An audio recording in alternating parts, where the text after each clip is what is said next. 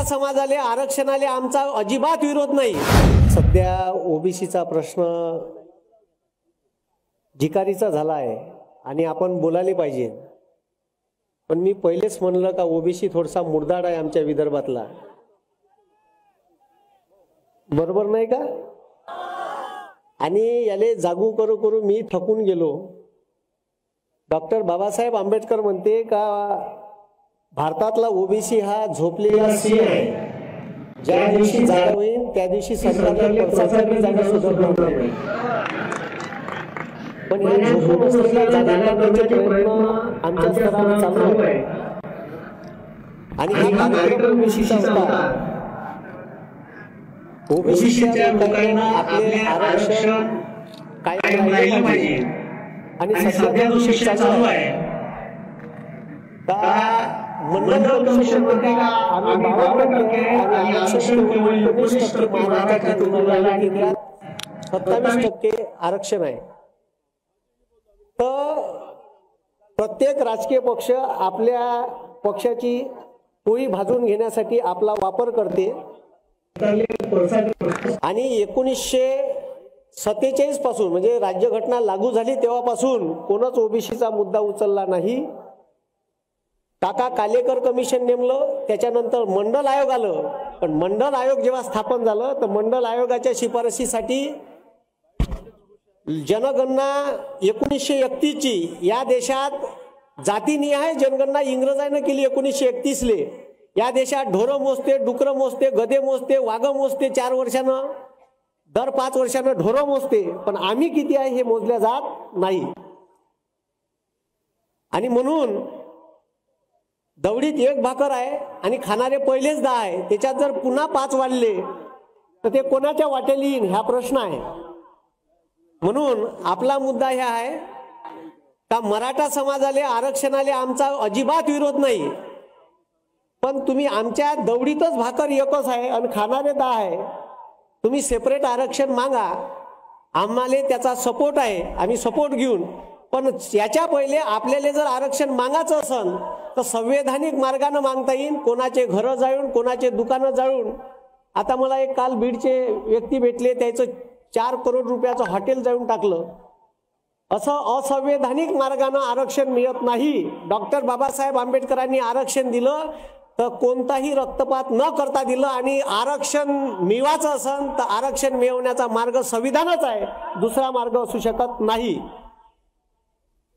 आणि महाराष्ट्रातलं आरक्षण ठीक आहे, मराठा समाजाला दिलं स्पेशल इकॉनॉमिकल बॅकवर्ड क्लास म्हणून, ते हायकोर्टात स्टँड झालं, सुप्रीम कोर्टात न खारिज केलं आणि खारिज केलेलं जे आरक्षण आहे त्याच्यासाठी सदावर्ते साहेब तिथं जाऊन पिटिशन दाखल केली मराठ्याच्या आरक्षणाच्या विरोधात। मग ते कोणाच्या बाजूने बोलते का बोलते हे जगालेच माहित आहे। आपले वैरी कोण आपण कोण आपणच पाहिलं पाहिजे।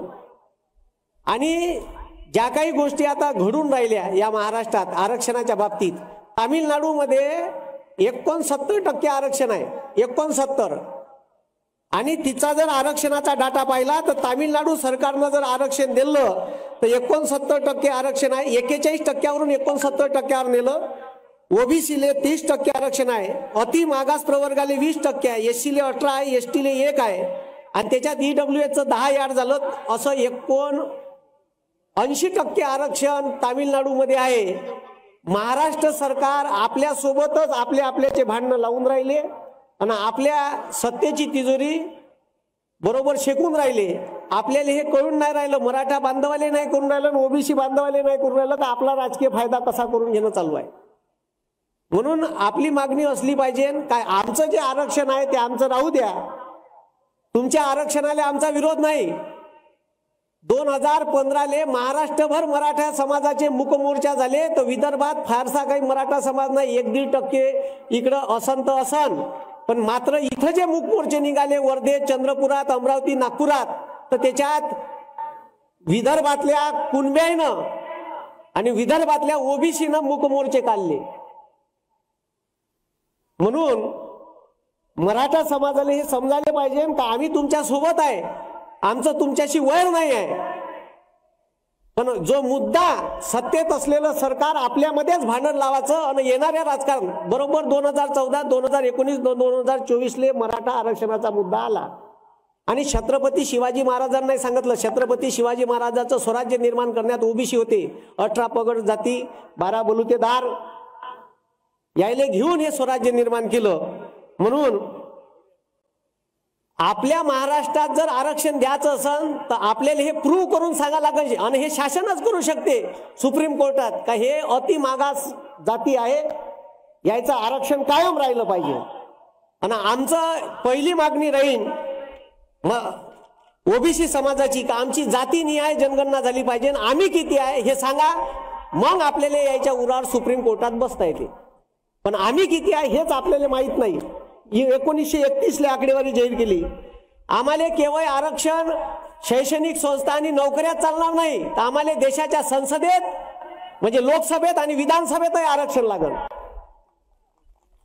कारण आम्ही 52% आहे या देशात, कदाचित जास्त असन. मंडल कमिशन म्हणते या भारतात 4778 जाती ओबीसीत आहे, त्याच्यातल्या 3343 जाती अति मागास आहे. आता तो आकडा 5000च्या वर गेला.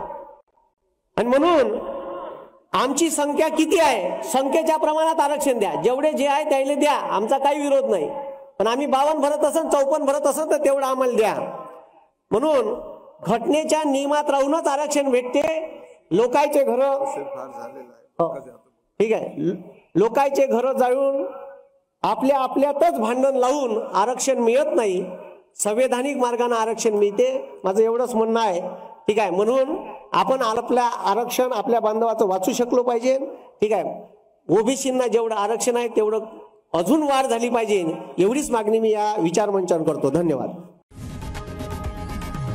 लोकशाही मराठी ऐका, पहा, जागरूक रहा.